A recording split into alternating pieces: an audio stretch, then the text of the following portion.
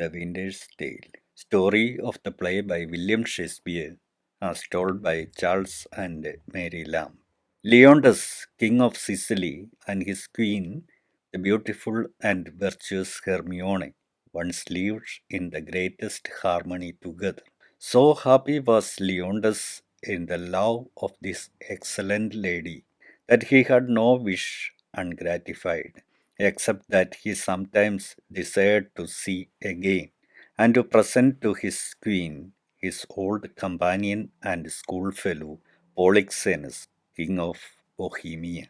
Leonidas and Polixenus were brought up together from their infancy, but being by the death of their fathers called to reign over their respective kingdoms, they had not met for many years, though they frequently interchanged gifts, letters, and loving embassies.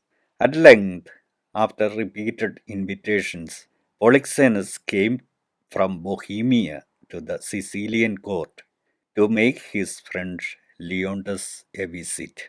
At first, this visit gave nothing but pleasure to Leonidas. He recommended the friend of his youth to the queen's particular attention and seemed, in the presence of his dear friend and old companion, to have his felicity quite completed. They talked over old times, their school days, and their youthful pranks were remembered and recounted to Hermione, who always took a cheerful part in these conversations. When, after a long stay, Polixenus was preparing to depart, Hermione, at the desire of her husband, joined her entreaties to his that Polixenus would prolong his visit. And now began this good queen's sorrow, for Polixenus, refusing to stay at the request of Leontes, was won over by Hermione's gentle and persuasive words to put off his departure for some weeks longer. Upon this, although Leonidas had so long known the integrity and honorable principles of his friend Polixenus, as well as the excellent disposition of his virtuous queen, he was seized with an ungovernable jealousy. Every attention Hermione showed to Polixenus, though by her husband's particular desire and merely to please him, increased the unfortunate king's jealousy, and from being a loving and a true friend, and the best and fondest of husbands, Leonidas became suddenly a savage and inhuman monster, sending for Camillo, one of the lords of his court, and telling him of the suspicion he entertained. He commanded him to poison Polixenus. Camillo was a good man, and he, well knowing that the jealousy of Leontes had not the slightest foundation in truth, instead of poisoning Polixenus, acquainted him with the king his master's orders, and agreed to escape with him out of the Sicilian dominions. And Polixenus, with the assistance of Camillo, arrived safe in his own kingdom of Bohemia, where Camillo lived from that time in the king's court and became the chief friend and favorite of Polixenus.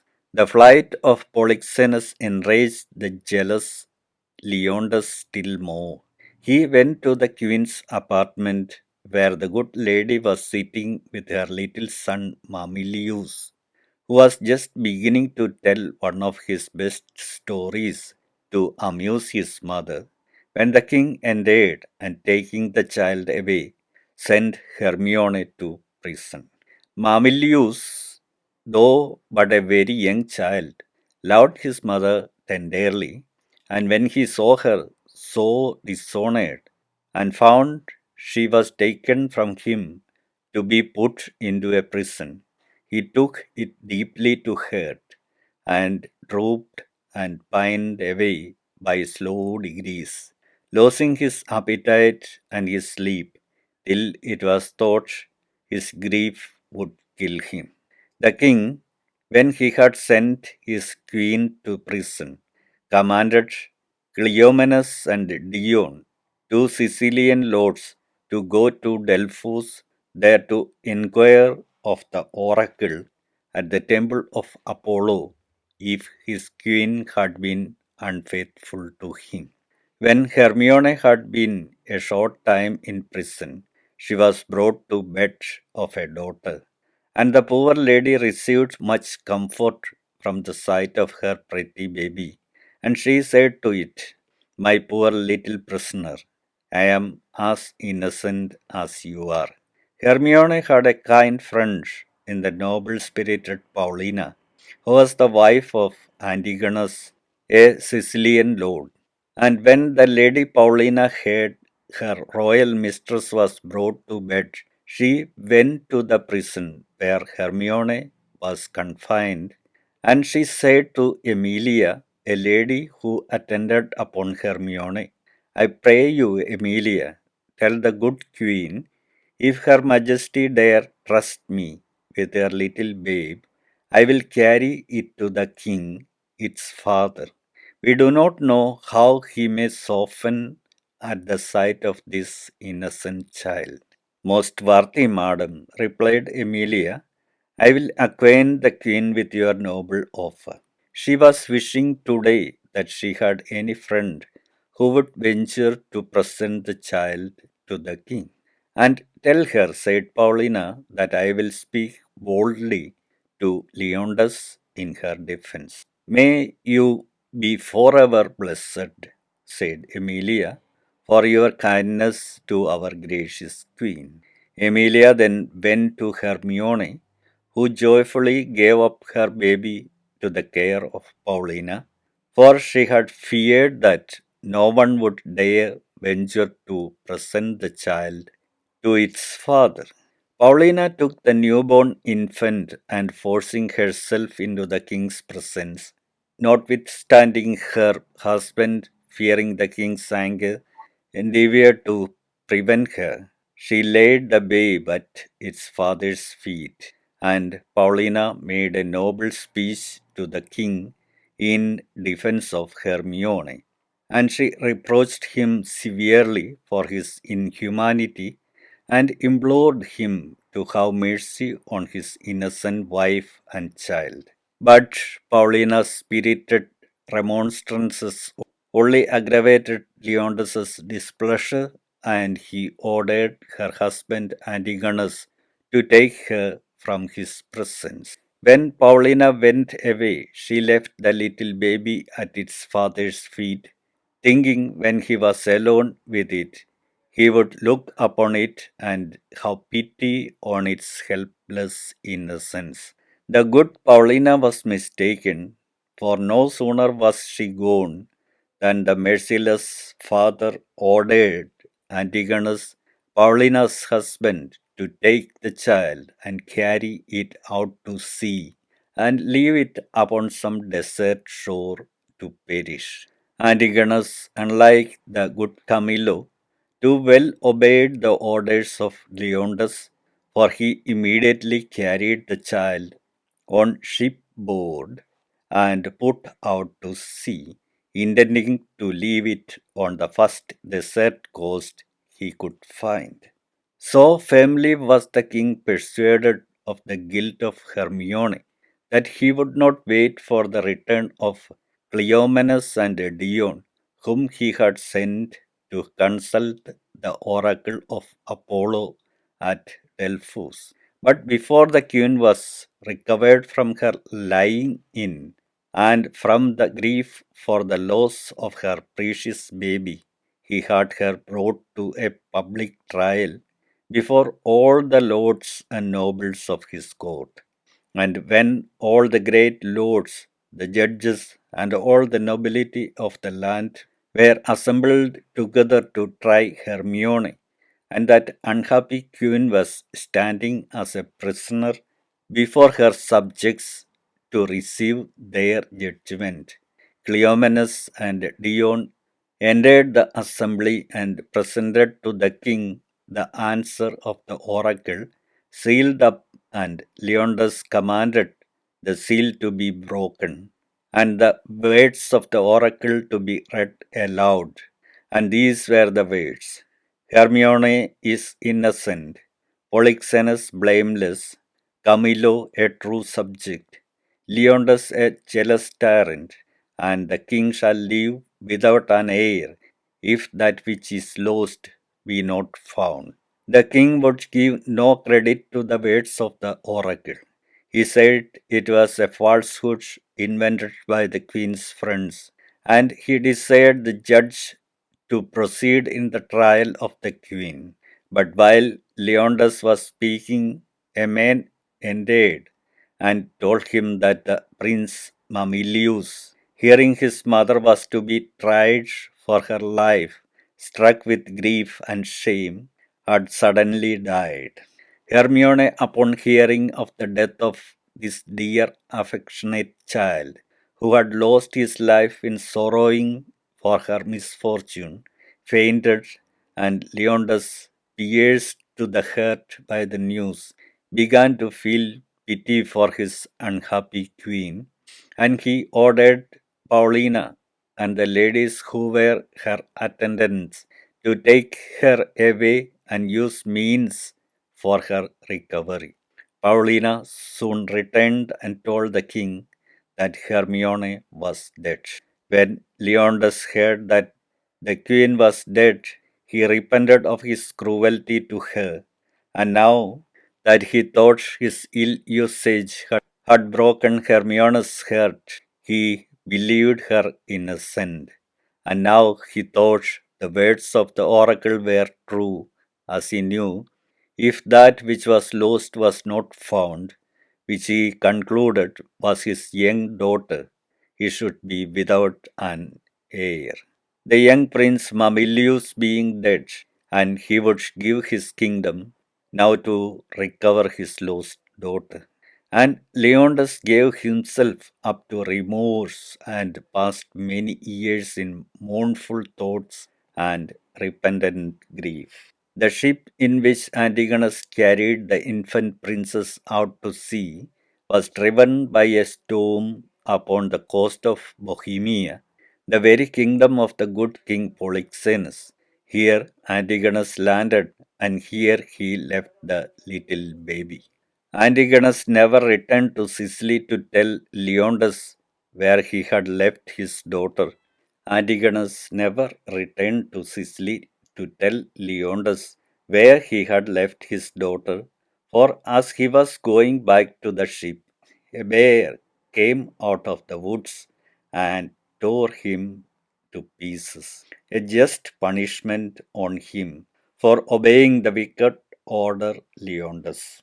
The child was dressed in rich clothes and jewels, for Hermione had made it very fine when she sent it to Leonidas, and Antigonus had pinned a paper to its mantle, and the name of Perdita written thereon, and words obscurely intimating its high birth and untoward faith.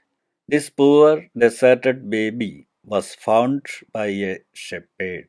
He was a human man, and so he carried the little Perdita home to his wife, who nursed it tenderly. But poverty tempted the shepherd to conceal the rich prize he had found. Therefore, he left that part of the country that no one might know where he got his riches, and with part of Perdita's jewels, he bought herds of sheep and became a wealthy shepherd. He brought up Perdita as his own child, and she knew not she was any other than a shepherd's daughter. The little Perdita grew up a lovely maiden, and though she had no better education than that of a shepherd's daughter, yet so did the natural graces she inherited from her royal mother shine forth in her untutored mind, that no one from her behavior would have known she had not been brought up in her father's court. Polixenus, the king of Bohemia, had an only son whose name was Florissel. As this young prince was hunting near the shepherd's dwelling, he saw the old man's supposed daughter, and the beauty, modesty, and queen like deportment of Perdita caused him instantly to fall in love with her. He soon, under the name of Doricles, and in the disguise of a private gentleman, became a constant visitor at the old shepherd's house. Florizel's frequent absences from court alarmed Polixenus, and setting people to watch his son, he discovered his love for the shepherd's fair daughter. Polixenus then called for Camillo, the faithful Camillo, who had preserved his life from the fury of Leondas, and desired that he would accompany him to the house of the shepherd, the supposed father of Perdita.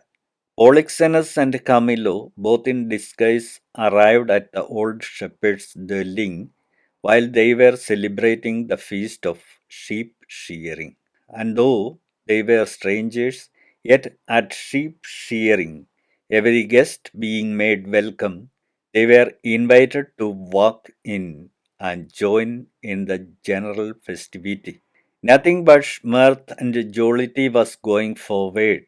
Tables were spread, and fit great preparations were making for the rustic feast. Some lads and lasses were dancing on the green before the house, while others of the young men were buying ribbons, gloves, and such toys of a peddler at the door. While this busy scene was going forward, Florissel and Perdita sat quietly in a retired corner, seemingly more pleased with the conversation of each other than desirous of engaging in the sports and silly amusements of those around them. The king was so disguised that it was impossible his son could know him. He therefore advanced near enough to hear the conversation. The simple yet elegant manner in which Perdita conversed with his son did not a little surprise Polixenus. He said to Camillo, "This is the prettiest low-born lass I ever saw. Nothing she does or says but looks like something greater than herself, too noble for this place." Camillo replied, "Indeed, she is the very queen of cuds and cream."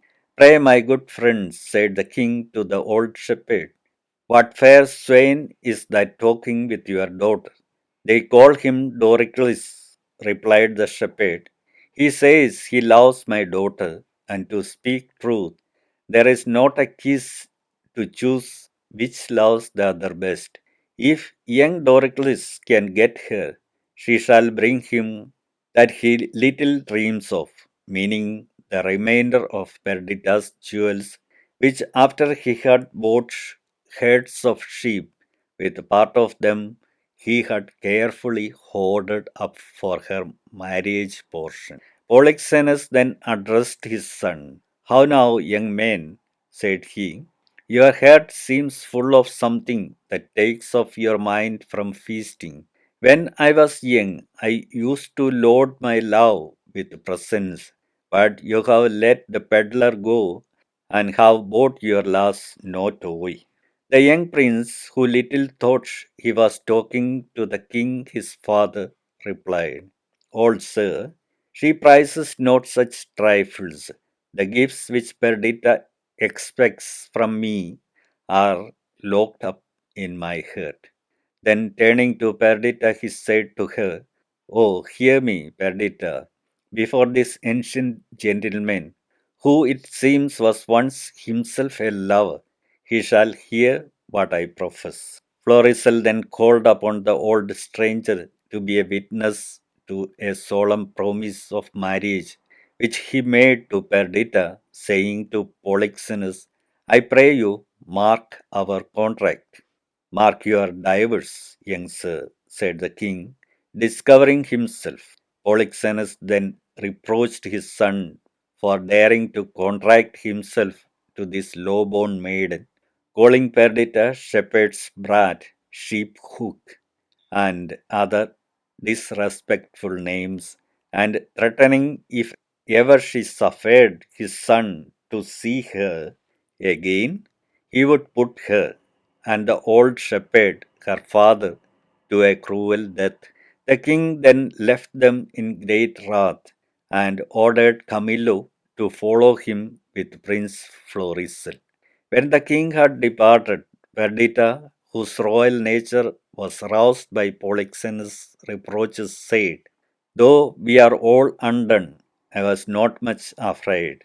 And once or twice I was about to speak and tell him plainly that the self-same sun which shines upon his palace hides not his face from our cottage, but looks on both alike." Then sorrowfully she said, "But now I am awakened from this dream. I will queen it no further. Leave me, sir. I will go milk my ewes and weep." The kind hearted Camillo was charmed with the spirit and propriety of Perdita's behavior, and perceiving that the young prince was too deeply in love to give up his mistress at the command of his royal father, he thought of a way to befriend the lovers and at the same time to execute a favorite scheme he had in his mind. Camillo had long known that Leondas, the king of Sicily, was become a true penitent, and though Camillo was now the favored friend of King Polixenus, he could not help wishing once more to see his late royal master and his native home. He therefore proposed to Florizel and Perdita that they should accompany him to the Sicilian court, where he would engage Leondas should protect them till, through his mediation, they could obtain pardon from Polixenus and his consent to their marriage. To this proposal they joyfully agreed, and Camillo, who conducted everything relative to their flight, allowed the old shepherd to go along with them. The shepherd took with him the remainder of Perdita's jewels, her baby clothes, and the paper which he had found pinned to her mantle. After a prosperous voyage, Florizel and Perdita, Camillo, and the old shepherd arrived in safety at the court of Leondas. Leondas, who still mourned his dead Hermione and his lost child, received Camillo with great kindness and gave a cordial welcome to Prince Florizel. But Perdita, whom Florizel introduced as his princess, seemed to engross all Leondas's attention. Perceiving a resemblance between her and his dead queen Hermione, his grief broke out afresh, and he said, "Such a lovely creature might his own daughter have been if he had not so cruelly destroyed her." And then too, said he to Florizel, "I lost the society and friendship of your brave father, whom I now desire more than my life once again to look upon." When the old shepherd heard how much notice the king had taken of Perdita, and that he had lost a daughter who was espoused in infancy, he fell to comparing the time when he found the little Perdita with the manner of its exposure, the jewels and other tokens of its high birth, from all which it was impossible for him not to conclude that Perdita and the king's lost daughter were the same. Florizel and Perdita, Camillo and the faithful Paulina were present when the old shepherd related to the king the manner in which he had found the child, and also the circumstance of Antigonus's death, he having seen the bear seize upon him. He showed the rich mantle in which Paulina remembered Hermione had wrapped the child, and he produced a jewel which she remembered Hermione had tied about Perdita's neck, and he gave up the paper which Paulina knew to be the writing of her husband. It could not be doubted that Perdita was Leondas's own daughter. But oh, the noble struggles of Paulina between sorrow for her husband's death and joy that the oracle was fulfilled in the king's hair, his long lost daughter being found.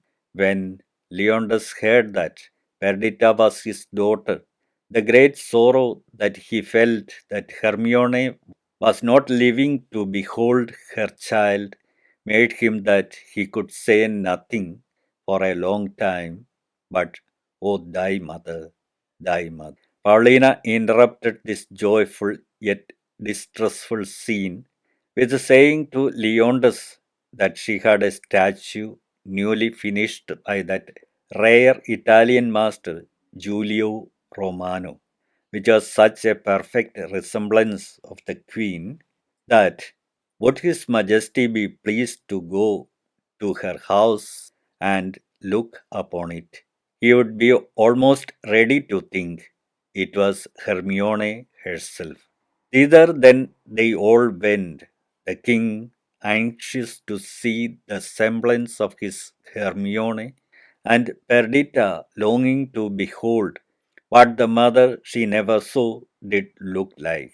When Paulina drew back the curtain which concealed this famous statue, so perfectly did it resemble Hermione that all the king's sorrow was renewed at the sight. For a long time he had no power to speak or move. "I like your silence, my liege," said Paulina. "It the more shows your wonder. Is not this statue very like your queen?" At length the king said, "Oh, thus she stood, even with such majesty, when I first wooed her. But yet, Paulina, Hermione was not so aged as this statue looks, so much the more the carver's excellence, who has made the statue as Hermione would have looked had she been living now. But let me draw the curtain, sir, lest presently you think it moves." The king then said, "Do not draw the curtain. Would I were dead. See, Camillo, would you not think it breathed? Her eyes seems to have motion in it." "I must draw the curtain, my liege," said Paulina.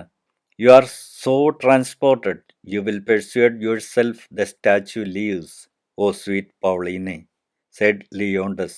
"Make me think so 20 years together. Still methinks there is an air comes from her. What fine chisel could ever yet cut breath? Let no man mock me, for I will kiss her." "Good my lord, forbear," said Paulina. "The ruddiness upon her lip is wet. You will stain your own with oily painting. Shall I draw the curtain?" "No, not these 20 years," said Leondas. Perdita, who all this time had been kneeling and beholding in silent admiration the statue of her matchless mother, said now, "And so long could I stay here, looking upon my dear mother." "Either forbear this transport," said Paulina to Leondas, "and let me draw the curtain, or prepare yourself for more amazement.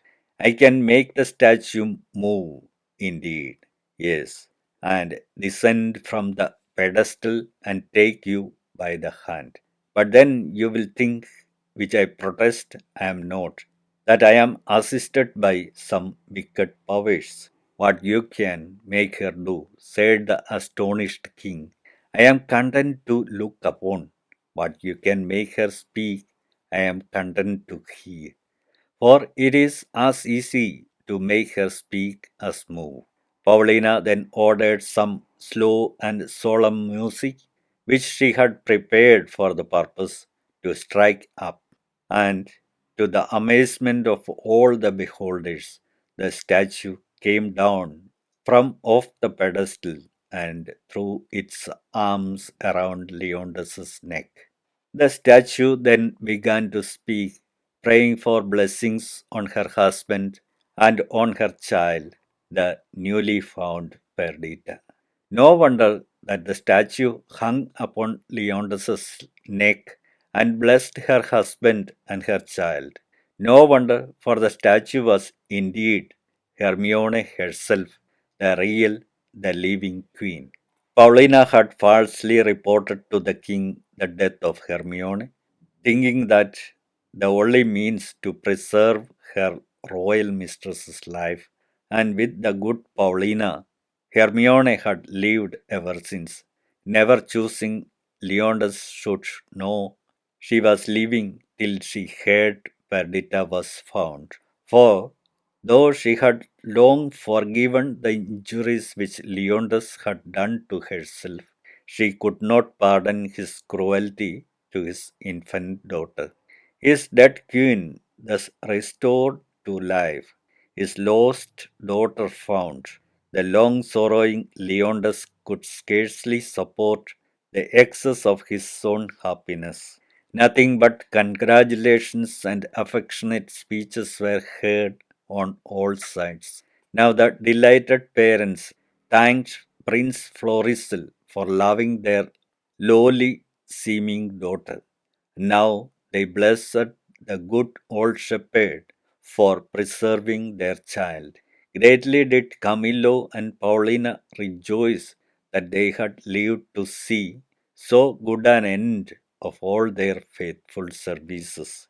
And as if nothing should be wanting to complete this strange and unlooked for joy, King Polixenes himself now entered the palace. When Polixenes first missed his son and Camillo, knowing that Camillo had long wished to return to Sicily, he conjectured he should find the fugitives here, and following them with all speed, he happened to just arrive at this the happiest moment of Leondas's life.